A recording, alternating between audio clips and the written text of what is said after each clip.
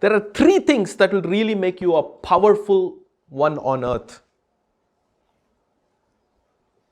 I'm not going into all the details, but I'll tell you the three things. One is, you need to know God's nature.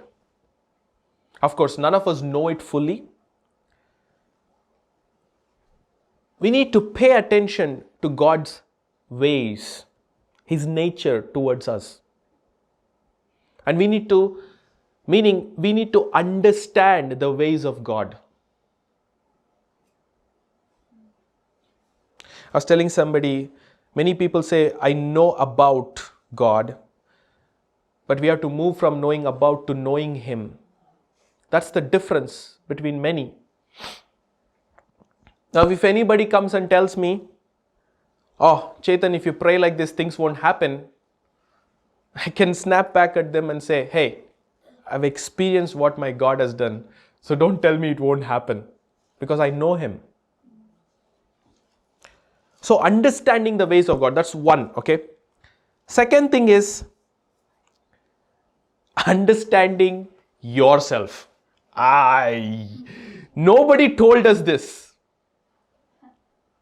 You know, the thing is, everybody wants to understand God, but we don't want to understand ourselves.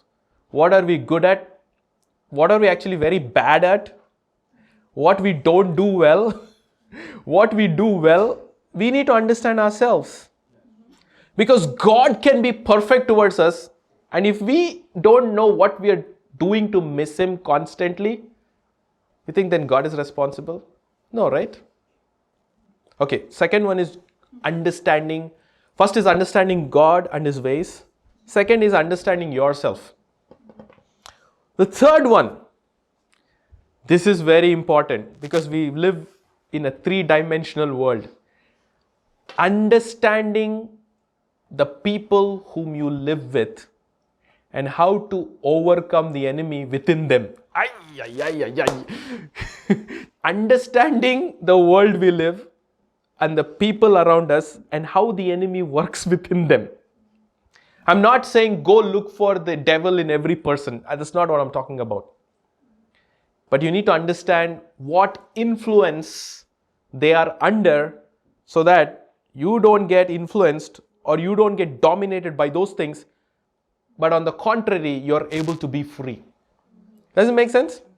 In a simple word, the third point could be like, in a simple way, is how to overcome and live a successful life in a fallen world. I was telling somebody this afternoon, I said like, some people's intention is only money, but we cannot be like that. We cannot be money oriented.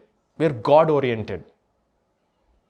I was telling somebody this afternoon, very close to me, I said like, if there was somebody who wanted to give me a sum of money 2 days ago, looked good, but God said, don't take it. I know if I touch that money, God wouldn't be pleased. It's not about just making money however we want. There is also, of course, there is a business way of making money. That is not cheating somebody, okay? There's a business way. There is a way of God to do business, to be a master in something that you do and you make profit. But there's another way where you can sneakily get something. We don't want that. I told my wife and I discussed, I said, what should we do about this? My wife and I, she said, no, looks nice outside, but we won't touch it. I said, yes, you're right. I don't feel peace in my heart. I'm not going to touch it. When I did that, I knew in my spirit, I pleased the God before whom I walk. Within 4 hours, I had another breakthrough. Because he knows, He's looking at me, how I will do this. So, okay, that's about, keep that. 3 things, right? Look, if you can manage these 3 things well in your life, you will be very successful. If any one of these you fall, that's where the enemy can take a foothold. If you don't understand God and His ways, you don't understand yourself, and you don't understand the fallen world where you live and how people can do things. If you don't understand, that's why God gives us a spirit of discernment.